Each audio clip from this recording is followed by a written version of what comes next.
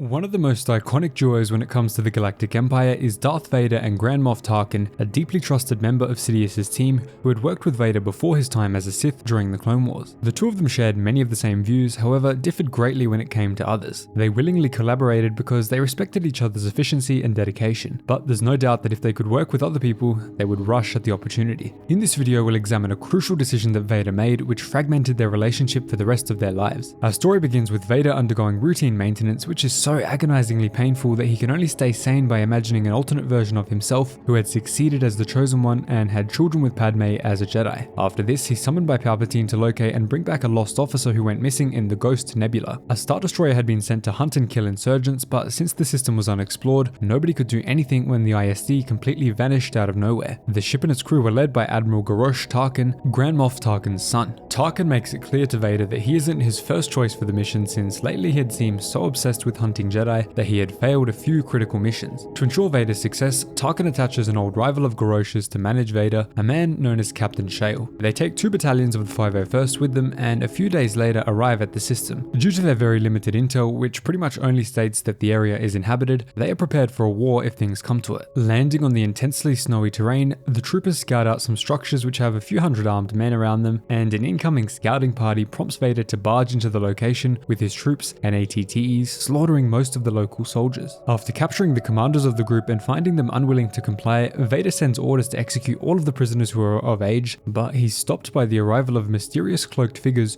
who promise to aid him and find whatever he seeks. The woman who leads the group, Lady Sorrow, wishes to be crowned Queen of the Ghost Nebula, and in return she'll help Vader locate Tarkin's son. But, of course, he makes her agree to swear her loyalty to the Empire and its Emperor. Spending days investigating the bodies of the fallen natives in an attempt to find secrets or a lead, Vader ultimately stops his attempt and agrees to Lady Sorrow's offer. She tells him where the missing Star Destroyer is, and upon reaching it, Vader and his men find it completely split in half, and the blast pattern indicates some form of internal explosion, a sabotage. Out of nowhere, a swarm of native fighter pilots open fire on Vader's squadron, picking them off one at a time until Captain Shale notes that their enemy's fighters are less nimble than their own, and so by taking the dogfight closer to the Star Destroyer's wreckage, they were able to eliminate all of their opponents. Using his excellent flying skills, Vader forced one of the pilots to semi-peacefully crash land and interrogated the surviving native before killing him. Informing Palpatine of his plan, Vader is lectured on how vital of an asset Tarkin is to the Empire, and that although his son is useless, his loss would likely mean Tarkin stepping down. Palpatine references the Tarkin doctrine here, mentioning that he excels at spreading fear through his methodology of large, overwhelming displays of power and intimidation. This was a core component of why the Empire was so powerful looking from the outside, but on the inside, a small group of rebels was able to topple them through some of their most critical points. Vader states that Tarkin losing his son might make him an even stronger ally, and that making it appear like a complete accident at the hands of the insurgents he was sent to hunt would lead to Tarkin having only a stronger resolve to help the Empire expand and conquer. Palpatine lets out a sickeningly evil grin at the plan and tells Vader to ensure that it happens the way he described it. If Tarkin was somehow to discover his son was outright killed through Palpatine's command, there's no doubt he'd change his mission to attempting to destroy the Empire rather than to help it. As his officers plot the best way to approach the planet, going through a few options before finally deciding on a detailed reconnaissance mission before any major movements are made, but Vader steps in telling them to prepare for an invasion, disregarding the planet's hazardous black lakes of tar since the vehicles used to invade will only be a distraction for a stealth attack led by Vader. Although a few AT-ATs are lost in the process, the natives are lured into thinking they have successfully escaped the attack. He then leads his men onto the location, diving from his LA-80 and clearing a way for them through a tunnel, while they toss a bunch of natives overboard into the tar lake. Opening the prison door meant to contain Tarkin's son, Vader instead discovers his protocol droid who tells him that Garoche was taken away from him 1 week earlier, but that he left a grin for anyone who came looking for him. Opening the package, Vader is shocked to see a thermal detonator activate, and he uses his suit to cover the others from the impact of the horrendous blast. Although in a damaged state, Vader's largely unaffected and marches through to the ship to take over the bridge of the local floating city. Interrogating the bridge captain, he first hears that Garoche had convinced the locals to swear loyalty to the Empire. After Vader horrifically kills a hostage by tossing him into a tar lake so they burn to death, the captain tells him that instead Garoche is a liar and a traitor. As Vader throws another man overboard, she becomes more expressive, causing Shale to gun her down out of fear that she was approaching Vader violently. Sinking the floating city and going back to his Star Destroyer,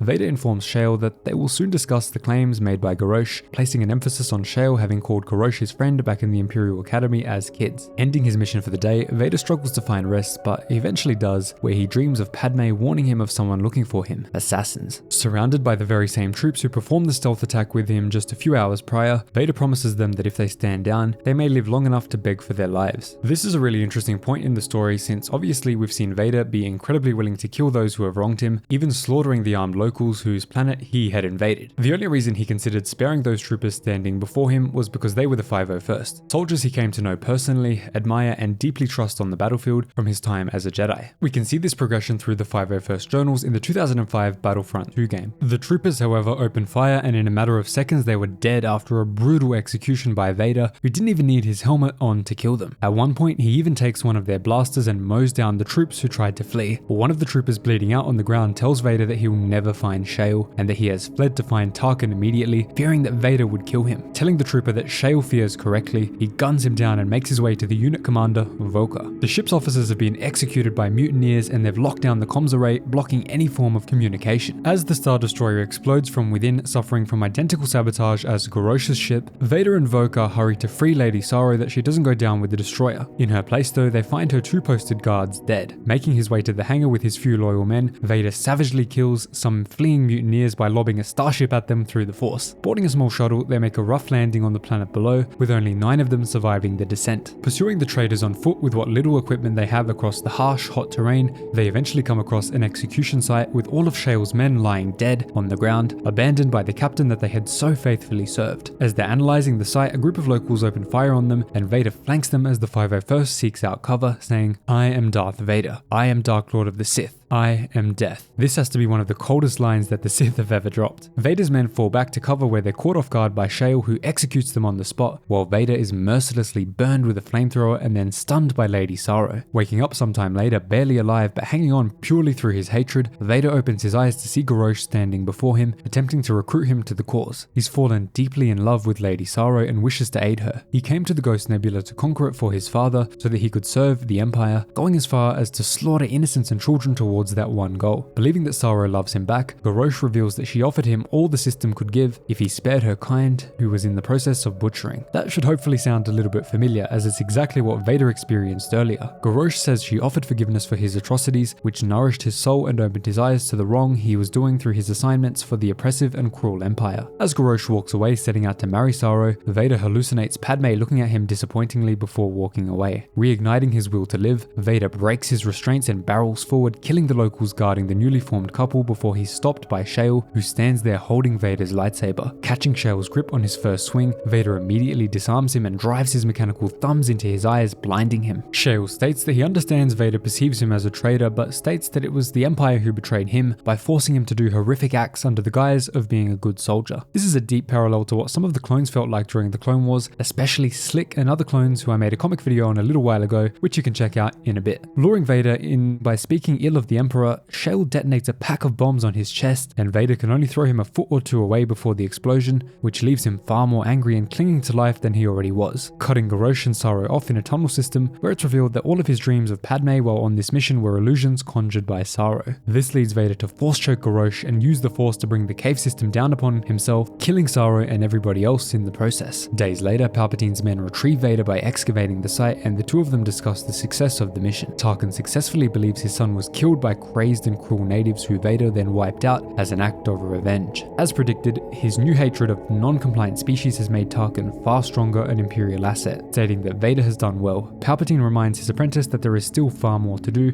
They then walk off into the distance on yet another assignment of evil. So that was the harrowing and brutal story showcasing the way that Tarkin's son not only died, but was killed by Darth Vader himself. If you enjoyed the video, be sure to smash the like button and subscribe button for more awesome weekly Star Wars content. Drop a thank Mr. Vader in the comments down below if you enjoyed, and click the video on screen to see the heartbreaking story of a clone who betrayed his brothers in a devastating way in a search for inner peace. If you made it this far, drop a thank Mr. Slick in the comments down below.